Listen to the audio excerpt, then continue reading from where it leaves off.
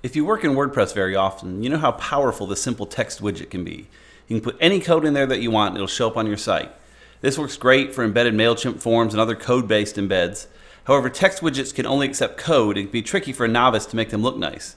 Coming later this week though, you'll be able to highlight and click your way to bold, italics, and links, just like you can on your posts and pages. Before we get into that though, this is A Brighter Web, episode number 2, brought to you by the folks at Green Melon, which includes me, Mickey Mellon, and some of my awesome coworkers and friends that you hear in future episodes. Our goal with this podcast is to share news, products, and ideas with you so we can all make the web a brighter place to be. These might be actual web tips, talking about strategy, WordPress, plugins, and UX, or it might be productivity ideas to help you get more done and free up your time to do great things. Today we'll talk about WordPress 4.8, due out very soon, which includes new features like the WYSIWYG text widgets, a serious hacking of the OneLogin platform, Google's increasing push toward HTTPS, some new screencast recording options, and a WordPress Focus event coming to Atlanta this fall that you'll want to check out. The new visual editor for text widgets in WordPress is going to be a great addition and should be coming out in just a few days. It's slated to release as part of WordPress 4.8 on June 8th, so just a few days away. Along with those great new text widgets, there's going to be some new widgets for images, video, and audio, and a lot of back-end changes. So you're definitely going to want to check out WordPress 4.8 when it comes out in a few days. There aren't scheduled to be any major security patches with this release, so you can probably take your time and upgrade once you're sure everything's solid, but look for that in a few days. We're big proponents of password managing software, so you can have long, robust, unique, complicated passwords for all your different sites and not have to worry about what they are. One of the more popular password managers is OneLogin, and they just had a major hack over the past few weeks. The full extent is a bit unclear, but you should pretty much assume everything in there was taken. If you use OneLogin, you should not only change your password and stuff with them, but probably look at changing a lot of the passwords you use on sites that they control. Thankfully, a password manager makes that fairly easy to do, but it is going to take some work. That said, please don't let this be a deterrent to using a password manager. This kind of thing does happen from time to time, but they're very rare, and in general, password managers will keep you much safer. For those that haven't used a password manager before, it's an application you install on your computer or into Chrome, and it saves passwords for you on sites. Not only does it save passwords for you, but it'll create passwords for you when you sign up for new accounts. It'll create long, crazy strings of characters and then save them in their software so you don't have to remember them, but the odds of anyone ever guessing it via a brute force attack is essentially zero. Makes you a lot safer and can do a great job. Well, I've not used OneLogin, it's very popular. Other popular ones include 1Password, LastPass is very popular, want to use quite a bit, and Google's new Smart Lock that they have embedded into Chrome and Android and Chromebooks and stuff is pretty sweet. Smart Lock I like a little bit better than some of the others because of the way it integrates with Android, but LastPass and 1Password and some of the others are awesome choices as well. Next up is a bit of news that's not too surprising, but certainly something you should pay attention to. According to Moz, more than 50% of the page 1 results in Google across all search terms are now on sites that are SSL powered, meaning they have HTTPS in front of their URL and they have a security certificate in place. 9 months ago that was 30%, so it's rising quickly. Expected to hit probably 65% by the end of the year. Google's pushed this more and more, saying you need to have a secure site and it will affect your rankings, so you really need to get that done. We'll have a link in our show notes to some resources that you can use to help get your site up to speed. And while Google says this is very important, and it certainly is, the rise is likely just due to increased implementation. It's not seeming that Google is pushing it harder yet, although they certainly continue to tout the importance of it. More that people like you and I are getting all of our sites upgraded. So don't fall behind, get your site on an SSL certificate. It should cost you on a decent host nothing. It should be literally free to install. So check that out, look in our show notes for a link and get that taken care of. We're big fans of screencasts. If you've spent much time on abrighterweb.com, you'll see we have hundreds of screencasts on there to help people use WordPress and Facebook and all those kinds of tools. And we do most of those using TechSmith's Snagit tool.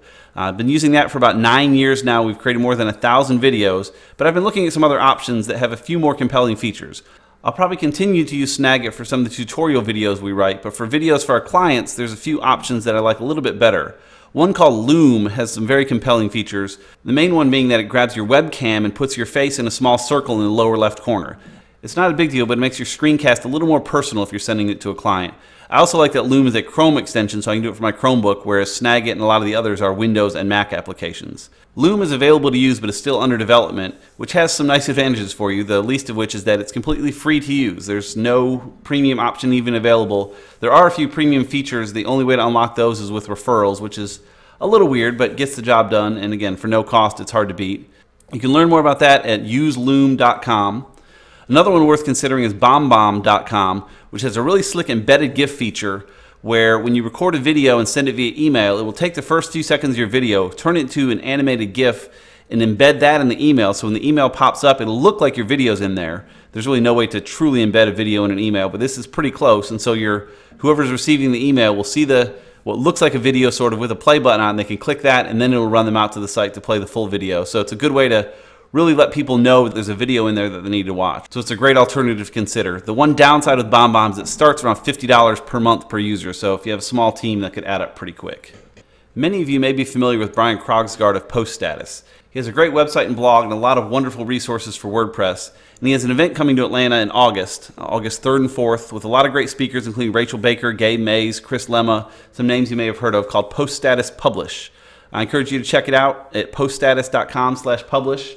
If you've attended a WordCamp or similar event, you'll know that some of the best things you learn are from the hallway track. The time you spend in between sessions talking to people, making new friends, making new business acquaintances. And that's what Brian's trying to do here, is to bring the hallway track to the main stage, make it all about those relationships and getting to know people and learn, and all come out better for it. So again, you go to poststatus.com/publish to learn about the event. The cost is $249 if you're a member of the Post Status Club of his, or $349 for non-members. So check that out, and if you're in the Atlanta area, I'd love to see you there. Lastly, we have our tip of the week, and this week it's about Gmail. I'm a big fan of Gmail and the G Suite, and there's a little feature in there that a lot of people don't know about, where you can make different email addresses out of your one address. Two ways to do that. One is with periods. You see some people that say, my email address is mickey.mellon@gmail, for example. The dot is irrelevant. You can have a dot, or have a bunch of dots, or have no dots. So in my case, I'm mickmell@gmail.com, but I could also be mick.mell@gmail.com. It'll get to me. Or it could be m.i.c.k.m.e.l@gmail.com. It'll still get to me. You can use this to your advantage to sign up for mailing lists and other things with slightly different versions of your address, and then have filters set up to catch those. Even better, though, is with Gmail, you can put a plus sign at the end of your email address and add other characters to that, and that'll still get to you. So for example, I could send an email to mickmell+spam@gmail.com, and I could know that's any spam mailing list I signed up for. Or mickmell+wordpress@gmail.com, and have any WordPress related stuff directed to that. The advantage there, again, is you can set up a filter inside of Gmail saying, hey, if anything comes to mickmell+wordpress@gmail.com, then have it go into this special folder for me and automatically categorize it. This also means if you sign up for mailing lists and stuff, you can have mickmell+mailing list, for example, and use that to sign up for mailing lists. The emails still come to mickmell@gmail.com, so I can use that to filter the email with any label that I want. So that's it for today. You can find me on Twitter at mickmell, M-I-C-K-M-E-L, or learn lots more about us at greenmelonmedia.com. You can learn more about the podcast, including show notes and links, at abrighterweb.com, or on Facebook or Twitter at abrighterweb. Thanks for listening.